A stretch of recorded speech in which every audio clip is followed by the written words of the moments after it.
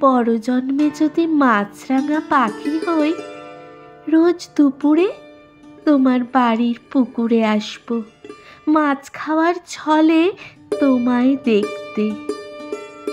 নয়তো বসন্তের কোকিল হব, তোমার মনে ভালোবাসা জন্মাবো বলে। নয়তো কোনো অচিন পাখি হব, রোজ বিকেলে তোমার বাড়ির ব্যালকনিতে বসে কোনো প্রিয় গানের সুরে তোমায় ডাকবো বলে।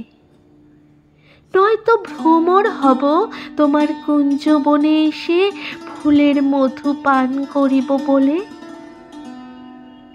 আজ থাক ইচ্ছেগুলো মনের গোপনে,